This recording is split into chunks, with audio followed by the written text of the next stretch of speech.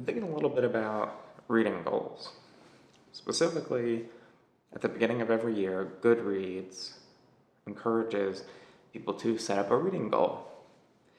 And I think the idea of reading more as this way of improving yourself or better making use of your leisure time, because reading is kind of pitched and perceived as this positive hobby as compared to maybe endlessly browsing on the phone or however uh, many other ways there are to spend your time.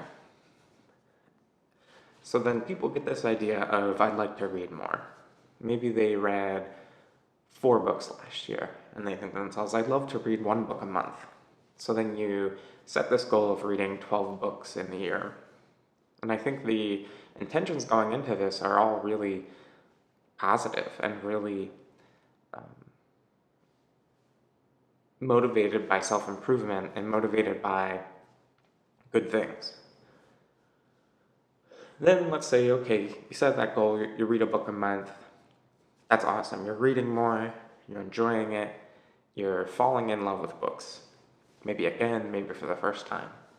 And then this interesting thing happens, or at least this is what happened to me, and all this is based on my experiences, is that you then realize that reading a book a month is really not that difficult, or it really doesn't take that much time.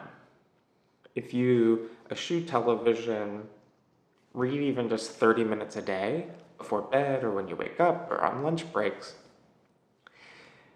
you realize that you can read quite a bit faster, especially depending on the books. And the more you read, I think the faster you read just kind of inherently happens.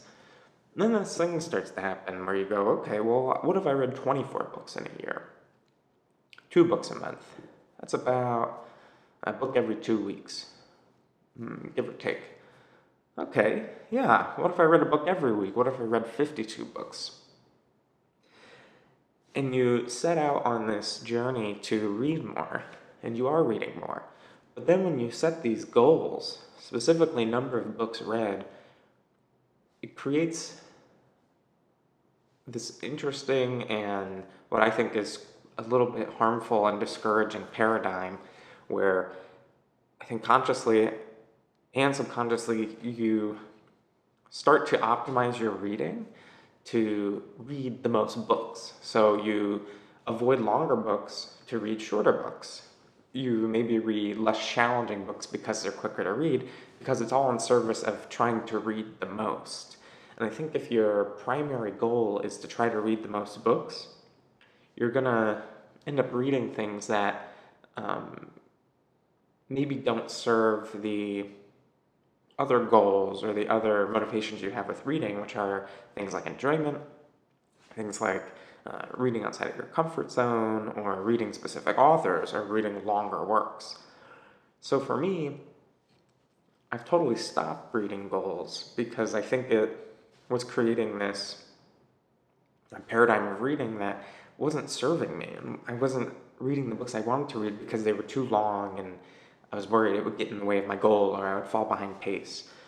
And reading is not a race, right? Whether you read 20 books a year or 150 books a year, it doesn't make that person who read more books any better in any way or any sense, right? Like, the number of books you read has no bearing on anything unless you review books professionally and you get paid based on how many books you read, unless you're an editor or a publisher or it's something related to your job. Yeah, you want to read more books probably. There's incentive there and reasoning and purpose, but as a leisurely activity that you do in your free time, the number of books you read doesn't really matter. What matters most is what you're getting out of the books you read and that you're enjoying them or that you're growing and learning from them. Those are what matter most, not about the number of books you read. So I would encourage people to set aside reading goals or maybe look at reading goals differently. I think an alternative perspective to the reading goal instead of books per year is reading every day as this way to build it as a habit, which then once it becomes a habit and it's the go-to thing you do when you're sitting down and relaxing, or you're on the bus or the train or the plane, or waiting in line or sitting at the park, right? When you start to fill the moments of your life with reading, you'll just find that you're reading more because you're interested in it, not because you're trying to reach some goal. And if setting a reading goal works for you and you like that, that's awesome. But for me, I've found now that I'll read more based upon what I'm interested in and worry less about the pace of my reading. And I think it's made reading a lot more enjoyable. I've had the opportunities to dig into reading things like War and Peace and the Song of Ice and Fire series, where these books are, they're all like 600 plus pages long.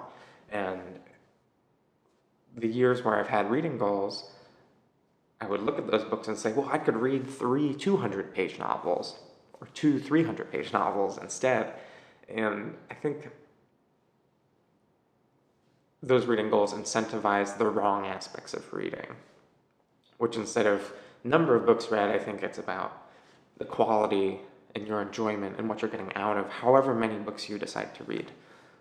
So just a word of warning, some thoughts on reading goals, and I'd say instead, try to build a habit out of it. Do it regularly, and before you know it, I think you'll be reading more, and then there will be, as with life, these rhythms and these seasons of reading where maybe you're going through a hard time and you're having trouble focusing on reading. Maybe your life has been upended and you're just not sure can't really just focus on that work, or can't really focus on the reading that you want to do. Sometimes that's really hard. And other times you might be enamored with books for a couple months and read way more. It's okay to embrace those seasons and embrace the ebb and flow of what it's like to read, because unless you're doing it for school or for work, this is just a leisure activity for fun, for personal enjoyment and personal growth. So don't forget that.